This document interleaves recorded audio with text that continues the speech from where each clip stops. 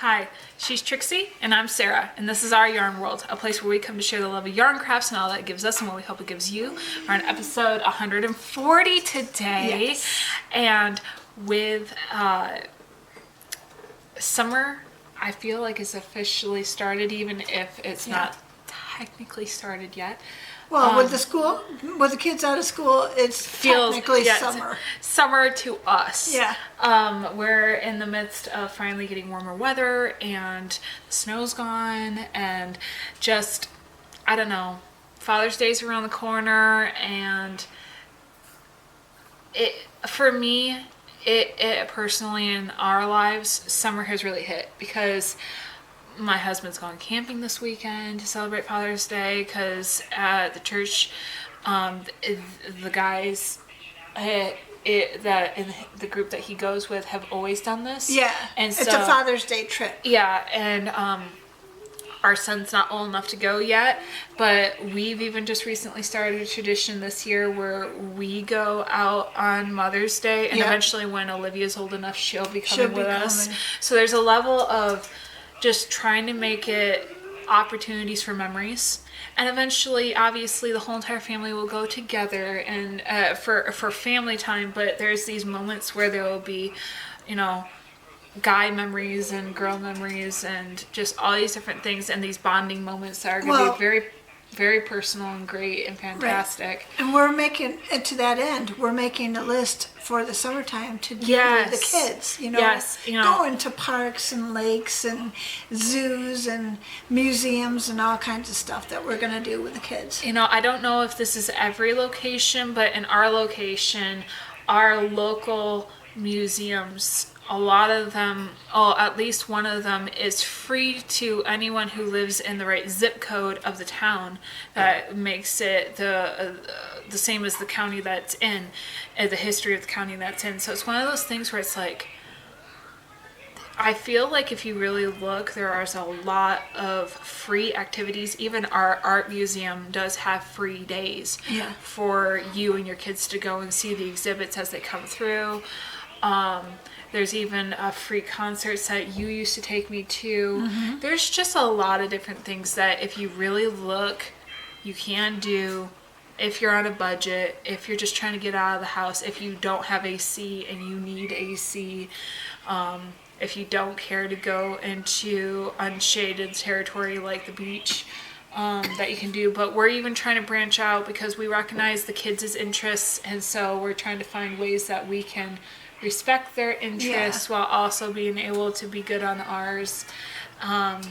My dad works at a local amusement park that's pretty big in our state, and he got us passes for the whole entire year, and so that's technically free for us to go to as well, because once you're in for the day, you're able to go back out to your car and then come back into the park. And obviously with our passes making it free access for us anyway, we're good to go, and that's another place we could take the kids. So it's just, we have options, and we're really trying to figure that out because it's just good. It's just good, and we're finally at an age where with both the kids potty trained, so much more freedom. It's fantastic, and I'm very excited, and I'm just grateful to have you as a good nana that wants to take the kids out too, because with my husband working the standard 40 hours, it can be hard to kind of make motivation on your own to go do stuff when you don't have someone else to do it with. My husband's working 6 days a week right now, and it's just like, we're gonna have to do something outside to get the vitamin D that we need. So there has to be a way to kind of motivate us to not get into that slump of just staying inside all day. Right. And what better way than the kids? Because my lord, they've already become cabin fever crazy since literally last week. Last week school stopped, and now all of a sudden there's been like 10 fights, and Lord, I don't know how many times I've wondered if my wall was going to cave in from the rampages they've been having in the rooms. It's been crazy. But, so I'm going to show you what I'm working on. Despite all this. And it is a wool, single strand blanket, but I have changed my mind on how I'm doing it now. So What? I have blacks all the way down through grays, different shades of grays, into a white and a gold. That's the colors that came in the package that I got at the thrift store. There was 24 skeins in this. They were all wool. They're Lassie Manita yarns, and I have chosen to do something a little different. So I was going to go in an ombre order. All the black, all the way into the different grays, all the way up into the white and then the gold. Because I had no other thing in my mind at the time. Now you're doing stripes? What I'm doing is random. This is going to be a random blanket because I need color changes. I cannot just do 200 stitches across and 200 stitches across and 200 stitches across of the same color all the time. It would drive me absolutely batty. So I did finish the black because I didn't have this idea then. Oh, miserable child. I had just started into the gray last week. Okay, so here's the black. Here's the gray that I'm going into, and I'm just thinking another dark color, right? So I decided to switch it up and put in a lighter gray. And that made my heart happy because I was just like, yay, I've got a different color in here. I'm switching colors. I am choking my daughter. So, it made me happy to switch colors. Then I switched back to that dark color again, and I'm like, ugh. So, oh God. And I went for a while, and then I just thought, you know what, I need to switch colors again. So I did some gold, and the gold made me happy.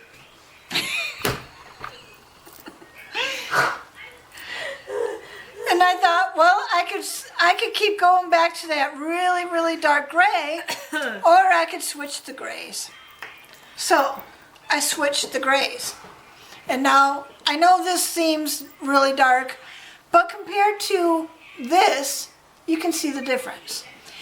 And so that's going to be on top of this for a little while until I decide I got to switch colors again. I've got a whole lot of this wool, and I have a whole lot of blanket to make. So I'm just going to switch colors every so often, and I'm calling it the random blanket. That's what I call it in my head. This is going to be so random. There's going to be no rhyme or reason to it. I'm just switching colors whenever I feel like it needs to have a switched color. And that way, I'm not going to get bored with it. When I start getting bored with it, I'm going to switch a color. And so you're going to see how that'll work up, right? So last night I was really happy. I mean, I did one of this and 4 rows of this, and I'm going into another color. So I know that I can change colors whenever I want now, and it's not going to make me bored. Because I'm telling you, going from black to gray to gray to gray to gray to gray, and then finally getting up to the white, and then the gold was just going to be a very long summer. That was gonna be this blanket. But now it's making me happy because I get to switch colors whenever I decide to. And so my daughter is still over here laughing at me. So that's what I'm doing. What are you doing? She can't even tell you because she's laughing so hard.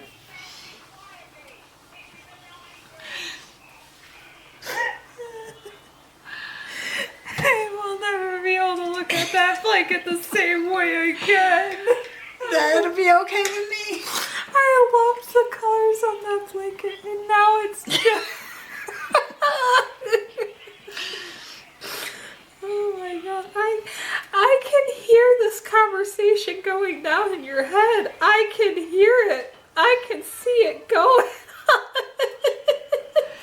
And that's I'm sorry, but I have to have color changes or I get No, I get it. It's not even like I don't get it, because I'm someone who likes things that change. Yeah. That's why I like making toys. Right. I like that I'm not stuck doing the same thing over and over and over again. It's not that I don't get it. It's just the fact that you were just like so committed to this design that you felt tied down, and that instantly turned off your happiness towards the blanket that you chose to do this way. Yeah, well, let me tell you what was happening. I'm scared to drink my water. No, it's not water, it's coffee, but still.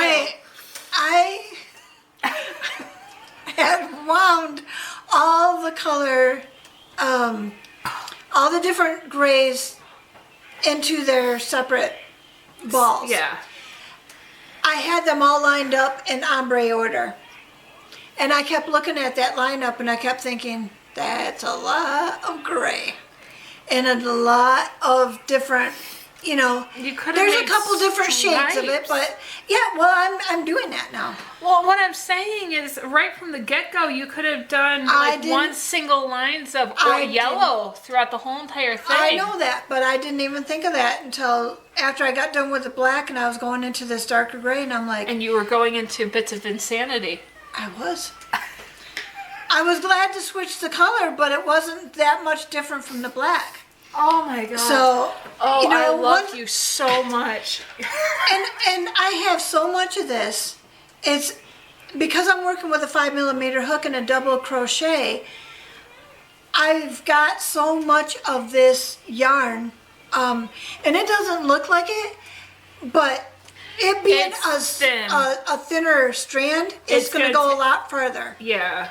And so I thought, you know what? I've got plenty of this stuff. I can just stripe it out, and it's going to be really fun for me to look at when it gets all finished, because I'm just going to see all these different... It'll be different enough for me to like it when I'm done with it. Because the other way was not going to make me happy. You know those temperature blankets? Yes. This is a mood blanket. It really is. It really is. There's a lot of gray in this. And it's not colors. It's not colors I normally would have chosen. You're so depressed, right? But I got this whole mesh bag full of 24 skeins of this for $6 at the thrift store. So I bought it. So I have to work with what I've got, and I cannot go into my stash because this is a wool, and it's a thinner weave than I'm used to. So I've got to work with what I have, and so this is working for me. Anyway, now, stop. What are you working on with your little itty bitty little hook? This hook is really tiny. It's not even the tiniest that I have. It's really, really tiny. You want to know what's not tiny? This is not tiny. Yes, you want to know what tiny is? Oh, do you want to know what tiny is?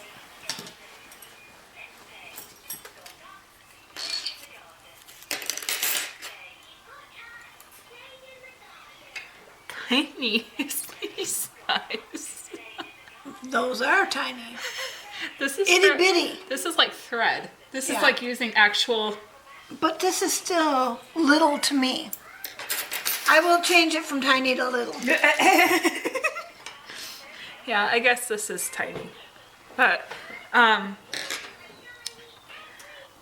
you explain to them how this conversation even happened? My husband loves Calvin and Hobbes cartoons. And he asked my daughter... No. That's not even how that conversation started. remember you brought this up to me because you had said that he had said that I couldn't make it. Oh.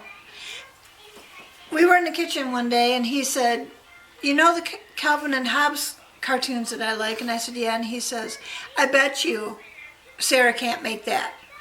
And I said, don't bet that because she will take it as a challenge. And he says, well, I just don't think she can do it.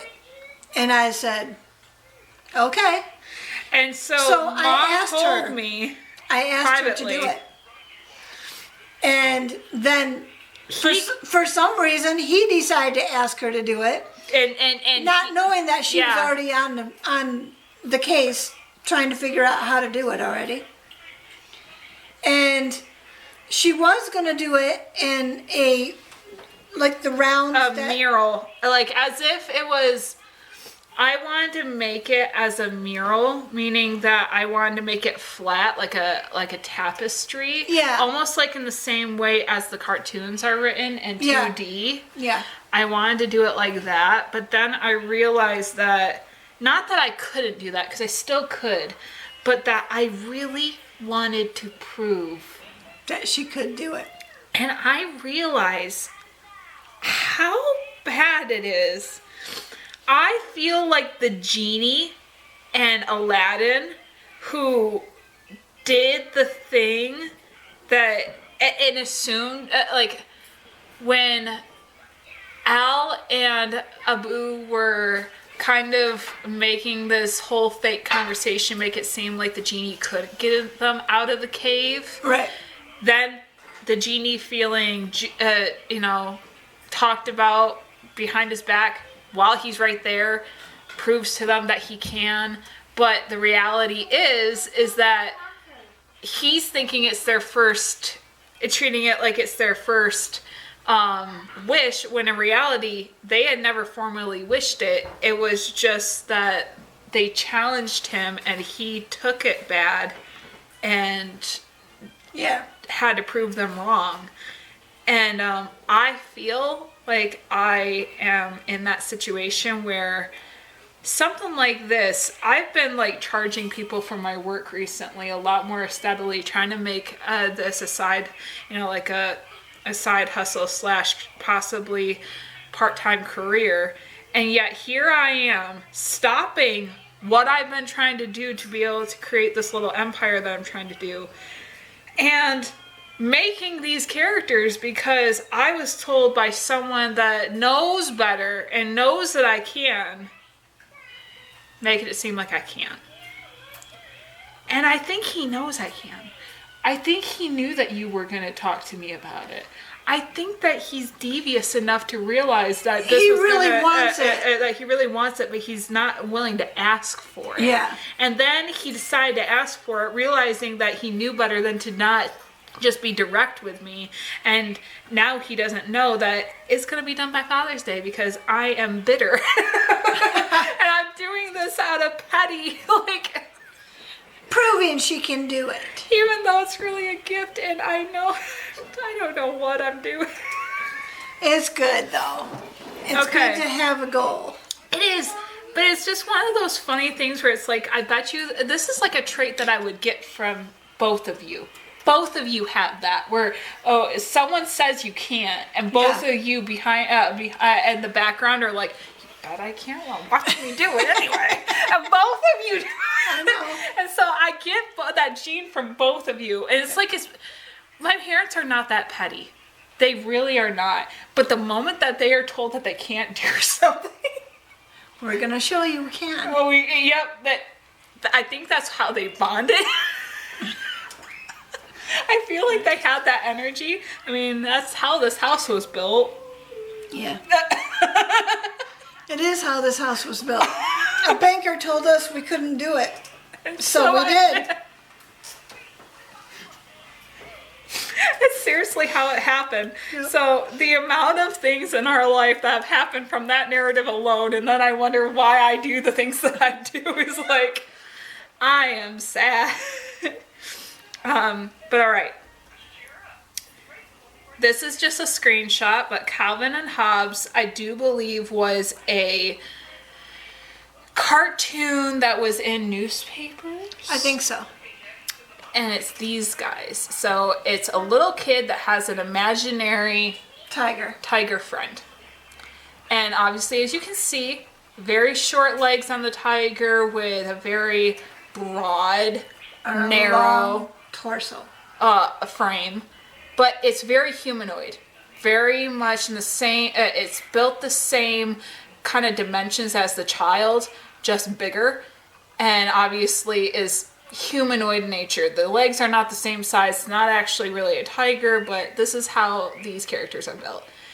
I do believe that Hobbes is the tiger. I think so too. And so right now I'm making it. So to preface this, I have no pattern. I'm literally going off of these images that I've been looking up. And to be clear, okay. I recognize I can kind of imagine through the plot holes that I have in the scenario, or my, blind sides, so to speak, in making this. But when you're trying to make a 3D image of a 2D character that does not always have in its frame the whole entire circumference of what their backs look like, or how everything fits, or even how their hair looks like in the back with the kid that has like the little... Yeah. I'm realizing how short-sighted my need to be right was.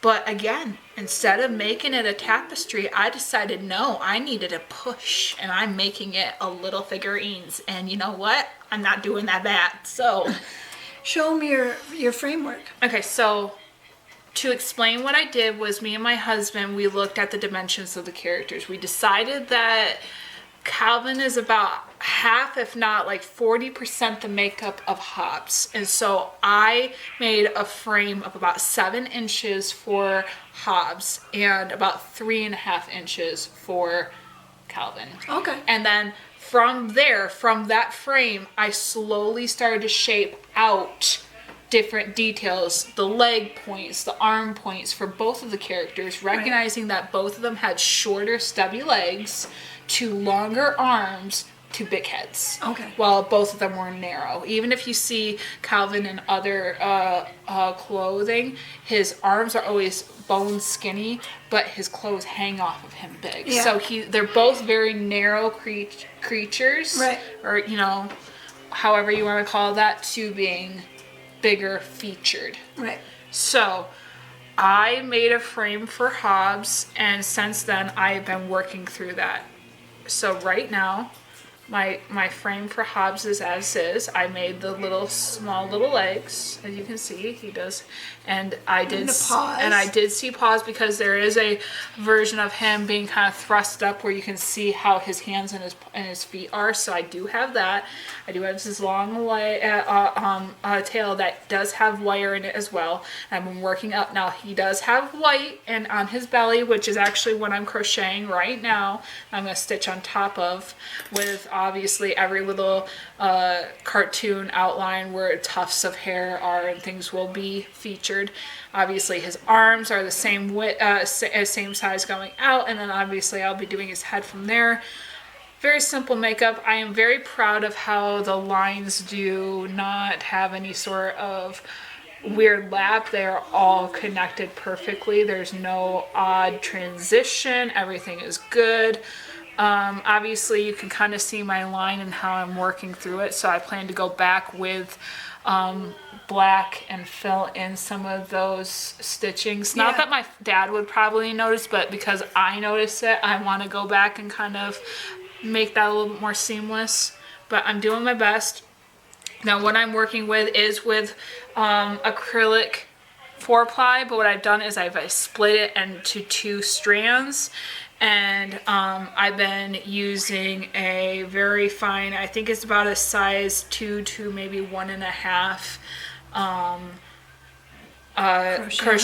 crochet thread hook. This is one of my favorites. It is sturdy. It's very old. This because if I were to use one of my other ones that is made out of like aluminum, it bends. Oh, It bends in my hand. That's probably steel. We'll feel it. It's so sturdy, and it's amazing. I think they're steel hooks. And I were given these, and this is a whole huge set of these in different head sizes, and they're all solid steel, I'm guessing. And I mean, some of these only have the number 3 on them. They don't even have the name of the company on them. Like, they're old. Wow, These are old. They are. And I am very blessed to have these. But right now, my next step after doing the belly is I'm going to be making the arms, attaching them, then keep going with the striping work, and then make the head. And the details with the head is going to probably be the most tedious, but I do have an idea as to how I'm going to work through some of the details already. With the child, I do have the frame for the child as well. As you can see, is half to maybe 40% of the size of the body of Hobbes. And unlike Hobbes, that has the tail to support him in like a three points, station, this frame does not hold himself up. So what I have in mind, if you can hold him, where they can see him, I do have a block that I plan to hopefully wood burn in the font Calvin and Hobbes, and I will have Calvin stand, and I will have it right next to him, and I will reframe the arms once they are fully covered and animated to hold Calvin, hold him up, so that when my dad places these wherever he wants them, they will be positioned correctly. Yeah. The one thing I will say when I make Calvin that I'm very excited to do. So with Hobbes, his face is going to be much more of like an oval. It's going to come out and then back in. And then the details, like the way that his white fur parts of his muzzle and face, his cheek fur will kind of spread out in wispies.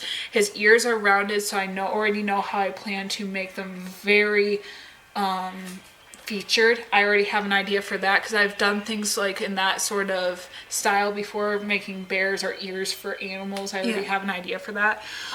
But with him, I saw the idea of making a square head. So that's using rounds of an even number, so like a 4. So you kind of make your magic circle and you do 4, and you do multiples of 4 going out so that you make a square. Then you go down on the cylinder and come back in as a square. I figure that with the way that the cartoon animates his face, it's kind of much more squared off looking. And so I'm very excited as I plan to make that shape for the head, because I have not done that yet, but I've noticed that some cartoons have that figurative shape, and so he will be my first square head shape that I have to do very interesting hair details with.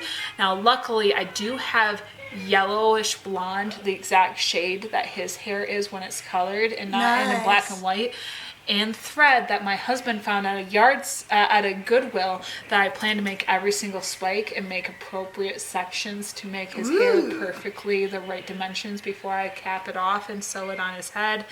His shoes are actually the one part I am actually the most terrified of, because they're actual sneakers. And so I have to do different layers of like the soles, then that one layer of the white, then the top layer with the strings lacing and all that sort of stuff. And I plan to have perfect detail. But his pants are really small, they hang low. His shirt is really baggy and it hangs off of him. So those are details I think I might actually have, where I barely stuff his body and I make it where the shirt actually hangs. Yeah, that'd be cool. But his arms are like bone thin, so I actually am thinking about wrapping just wrapping the twisted wire with the color of his skin, and then just making hands, because his arms are genuinely skinny because he is a child, whereas he, being a tiger, has much more muscle mass and does have arms. So there's different things that I'm going to be able to save you some time too. And so I would ever suggest, if you're ever trying to make any sort of 3D figurine out of anything. I mean, I've even seen people do this with clay. They always start with a wire frame. Yeah. because it gives you the sense of a skeleton and a dimension. Skeletons are even how we're made up.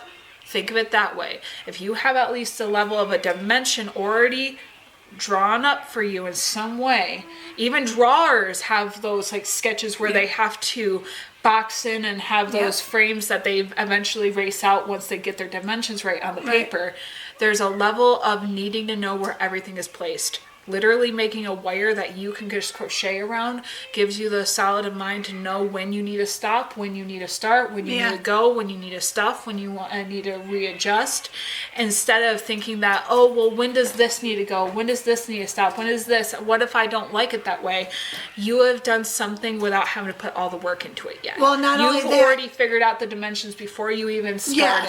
Yes. And that gives you peace of mind to start. Yes. The wires took me maybe less than a half hour, and since then I have not had any problem going forward. And you're not going to sit there and make it a different size now, because you absolutely have the size you need. No, exactly. And it gives you a sense of security moving forward, knowing that you're not going to mess up the scale, because I need to make sure that these two were to scale to each other. Exactly. On top of scale to the cartoon. Right. So, and I didn't want them to be that big because my dad has curio cases around the house, and I didn't know where he was going to place this, whether it was going to be on his desk or not. So there was a level of knowing how my dad was likely going to use this in his space. Right. I needed to make sure that they were going to fit the dimensions of the locations that he was likely to place them in the house, and make sure that it was all set up even regarding how this guy was going to stand, because I need to know that everything was going to work out. So having him be smaller, perfectly smaller, where he was going to be on the block so that this guy could hold him, everything had to be thought through. And so there's a level of making sure not only in the dimensions and everything, and my husband and I have gotten very good at problem solving those things with how many times I've had to do this. Yeah. And so just buy some wire. It goes a long way.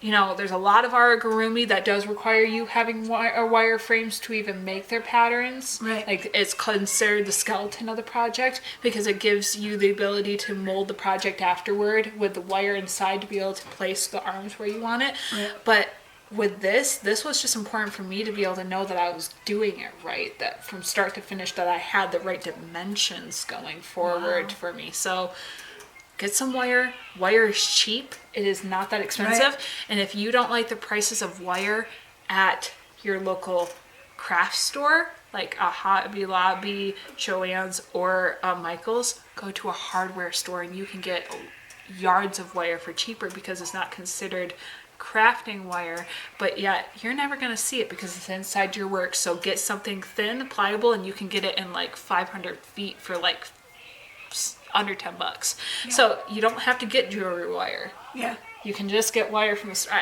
and just get a multi-purpose like Swiss Army knife size tool. They normally come with pliers that can cut and help you twist and mold, and all the different things that can be easily folded up and put back into your craft bag. Yeah. And you don't have to buy a wire cutter and all those things. You can have this multi-tool that sits in your bag, and you would be amazed how many times that thing can come into handy, just even gripping a needle and pulling it through your work, because you can't even pinch with your fingers. Tip.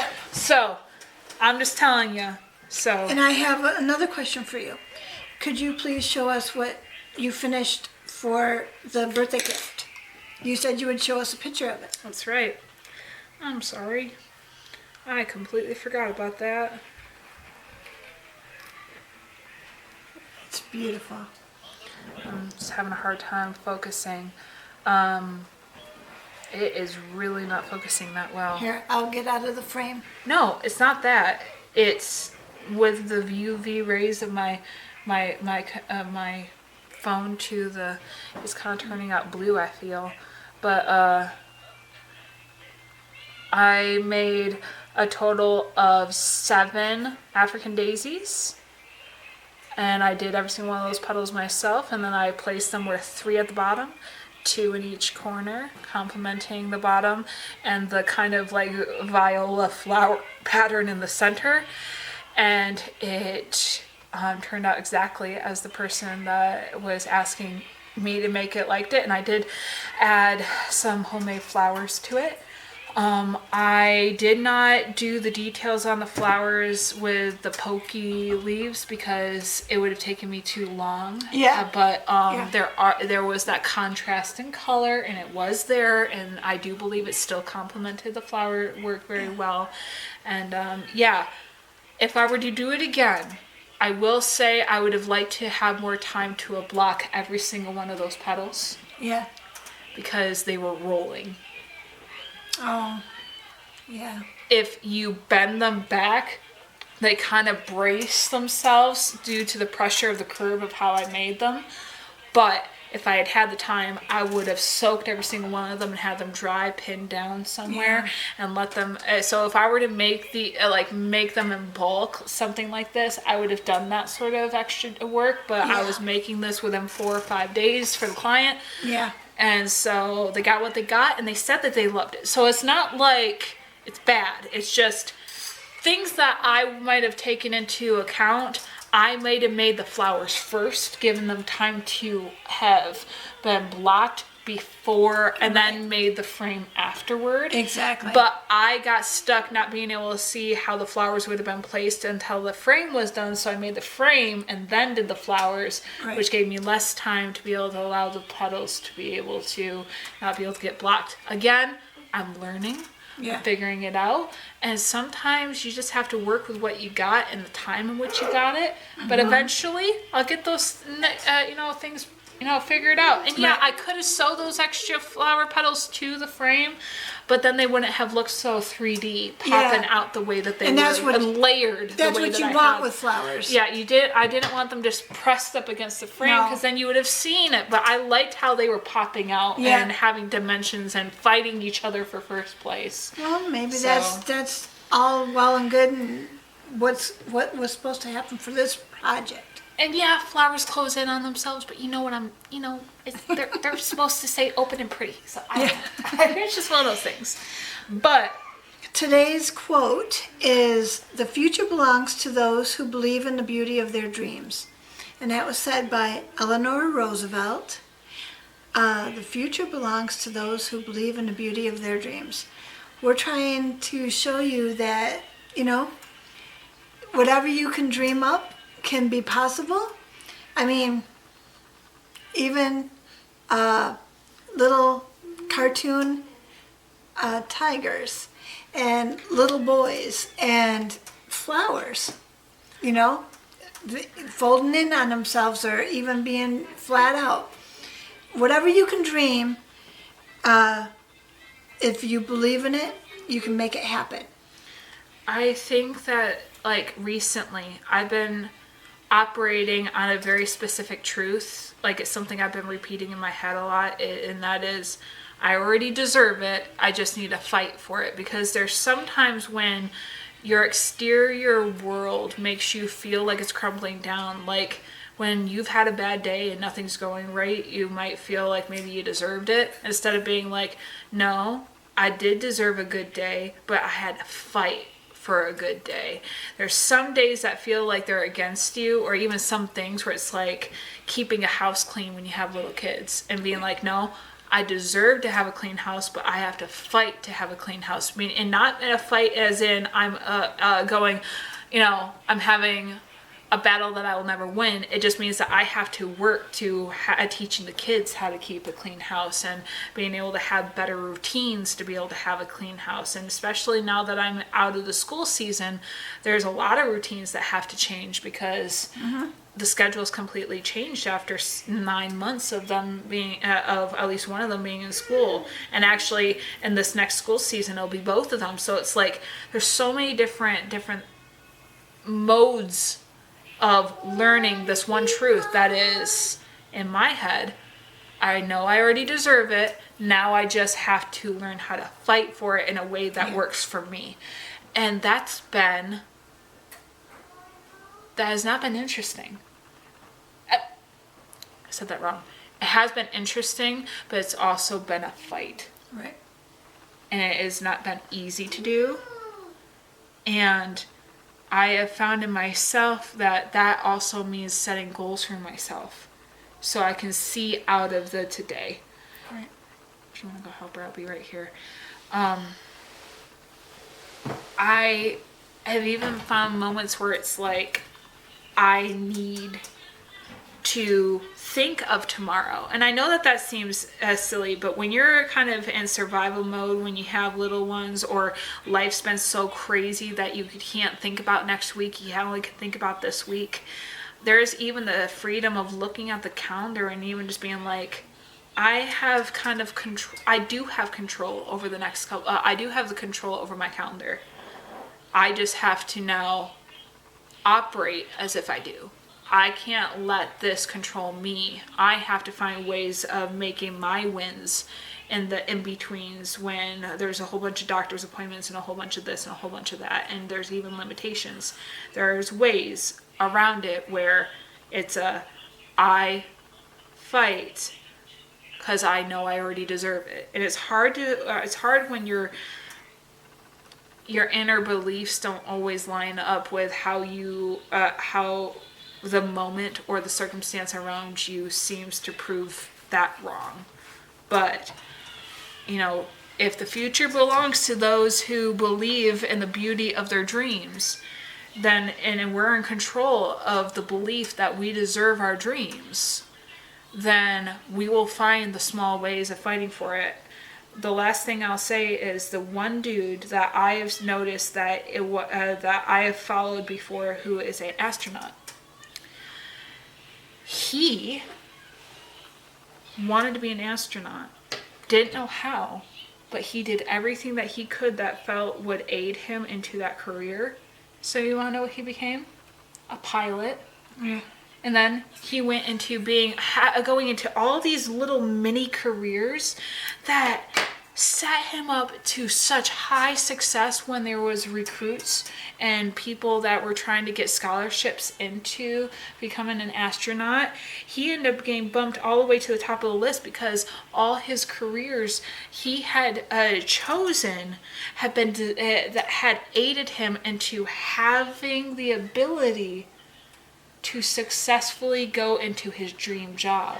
Because every little job he picked up, he chose to do with the mindset that it wouldn't just be this one day. Me flying this would be me flying the stars. Me learning how to do engineering would be me knowing how to fix the National Space Station.